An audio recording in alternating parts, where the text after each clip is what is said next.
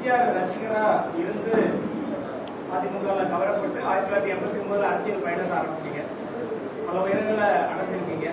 தமிழக பாஜக தலைவரா உங்களோட ரோல் மாடல் யாரு? இல்ல அண்ணாமலைக்கு இருந்த மாதிரி நயினார் நாகேந்திரனுக்கு ஒரு தனியார் ஸ்டைல்? இல்லை, நான் இப்போ நேற்றுக்கே சொன்னேன், அண்ணாமலை அவருடைய பாணி என்பது ரொம்ப வேகமாக ஒவ்வொரு காலகட்டத்திலும் ஒவ்வொரு தலைவர்களுக்கு மத்தியில் அவர் ஒரு மிகப்பெரிய வளர்ச்சியை கொண்டு வந்தது மதிப்புக்குரிய அண்ணாமலை என்பது அது யாராலும் மறக்க முடியாது. காரணம், மீடியாவை திருப்பினா மதிப்புக்குரிய அண்ணாமலை வருவாங்க. நிறைய விஷயங்களை அவர் ஐஏஎம் அங்கெல்லாம் போய் படிச்சுனா நிறைய விஷயங்களை படிச்சிருக்காரு. நல்ல விஷயம் தெரிஞ்சவர்.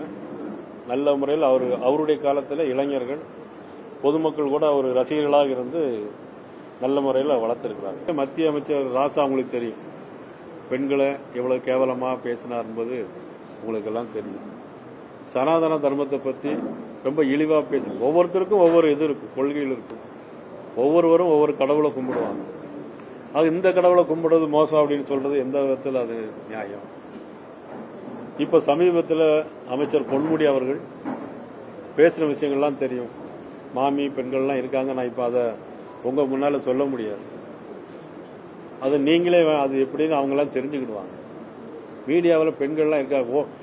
எனக்கு விஷயமே என்னன்னா, இவ்வளவு பெண்களும் தாய்மார்களும் இவ்வளவு தூரம் அவங்க பேசுறாங்களே, மறுபடியும் அவங்களுக்கு வாக்குடைய ஒரு சூழ்நிலை இனிமேல் 2026 வரக்கூடாது அப்படின்னு தான் நான் தாய்மார்களை நான் இந்த பத்திரிகை பேட்டியின் வாயில நான் வேண்டிக் கொள்வது.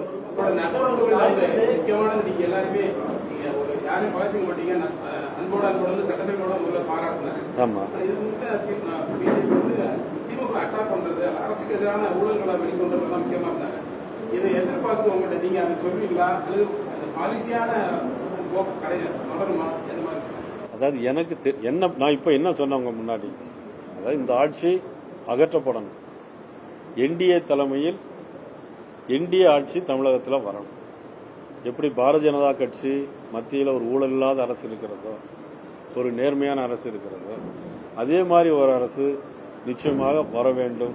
திமுக ஆட்சி அகற்றப்பட வேண்டும். பாஜகவோட அதிமுகவோட கூட்டணி, ரெண்டாவது நயினார் நாகேந்திரன் தமிழக பாஜக தலைவரா வந்திருக்கிறது. எப்படி பாக்குறீங்க? ஒரு கம்ஃபர்ட் ஜோன் உங்களுக்கு இருக்கும் அதிமுகவோட, அதனால உங்களுக்கு தேர்வு ரொம்ப எளிதா இருக்குதா இந்த அரசியல் காலத்தில்? நான் ஏற்கனவே அதிமுக இருந்துதான் இங்க வந்திருக்கேன். இன்னைக்கு வரைக்கும் எல்லாரும் எனக்கு நண்பர்கள் தான். நான் ஒரு கட்சி மாறி போகும்போது வழக்கமா என்ன சொல்லுவாங்கன்னா, ஒரு கட்சி மாறி போகும்போது அந்த கட்சியினுடைய தலைவர்களையோ யாரையாவது குறை சொல்லிட்டு தான் அங்க போவாங்க. நான் அதிமுகவை இதுவரையிலும் எங்கேயும் நான் விமர்சித்து கிடையாது. நீ கேட்கலாம் ஒரு இடத்துல விமர்சனம் வந்து, அது என்னுடைய ஃப்ளோவில் வாயில ஒரு ஆர்ப்பாட்டத்தில் ஒரு வார்த்தை வந்தது. ஆக அது தவிர இன்னைக்கு வர என்னுடைய காலர் டியூன்ல பாத்தீங்கன்னா, நான் உங்கள் வீட்டு பிள்ளை அப்படின்னு தான் இருக்கும். எம்ஜிஆர் விழால கலந்துக்கிட்டேன்.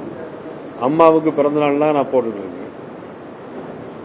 நேற்று கூட மதிப்புக்குரிய டிடிவி தினகரன் அவர்கள் ஒரு விழாவில் தமிழ் ஜனனம் டிவியில் விழாவில் பார்க்கும்போது என்னைக்கு இறங்கி என்னை வாழ்த்து சொன்னாங்க. மதிப்புக்குரிய டிடிவி தினகரன் இன்னைக்கு யாரும் மறுக்க முடியாது. அன்னைக்கு எல்லாரும் அவங்கள பார்த்து தான் பதவி வாங்கினாங்க.